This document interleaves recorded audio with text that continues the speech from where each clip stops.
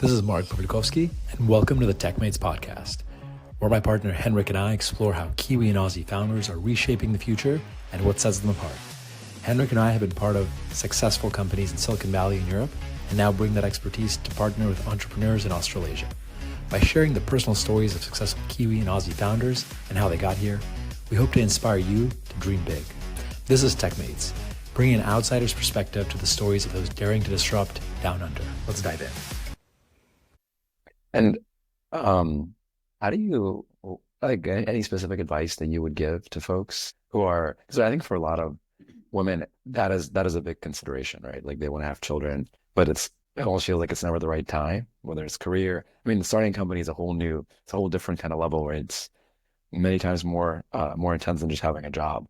Yeah. How did you think through, did you plan it ahead of time? Did you set up anything kind of beforehand to make it easier for you to kind of do both? Yeah, I mean, there's never going to be a good time, but I think having a startup is probably a particularly bad time to try and have a baby. But it's just, life happens, right? I think you've got to be realistic about what is going to be possible. Taking a year off was not going to be an option. But nor did I want to either. I mean, this is Cupla is my other baby. And so it was just really about setting up our life in a way that could accommodate both things and make sure that the business was still getting the best out of me as well, because we've really got an obligation to our users and our shareholders and our staff to make sure that we're not taking our foot off the brake, taking our foot off the gas, so to speak. So yeah, it was just about really trying to be mindful of how we went into this. Yeah. If you were to give some advice to people who are like kind of considering it or thinking about it and feeling like it's too hard to do both, what advice would you like? Any hacks, any tips? It is hard. It is hard. Have low expectations and you won't be disappointed. No, but I think that is true. That is true. But just be really aware of who your support network is and who you can lean on. We're really deliberate in hiring A players for our team. And I think every startup should this is obviously the goal for every startup, but it does mean that we don't have to babysit our team and we fully trust them and we are able to rely on them. Having a co-founder that can take whatever you need doing off your plate.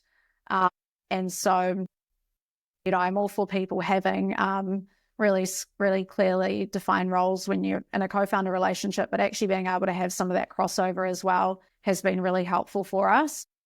And then deciding how we want to be updated, what decisions I need to be looped in on and what can be delegated was really important.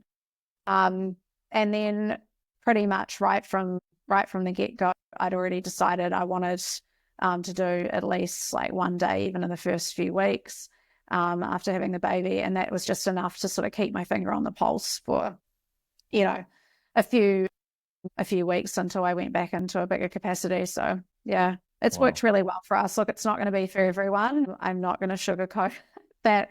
It definitely has its moments. It's actually been probably less challenging than I thought it would be. And I think, if you've run a business through really difficult times, probably running a child is not as hard, dare I say it.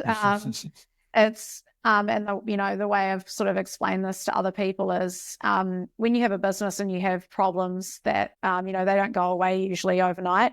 With go to bed, you stew on things, you wake up, they're still the same problems. But with a baby, those problems tend to disappear overnight, and every day is a new day. So, there's that.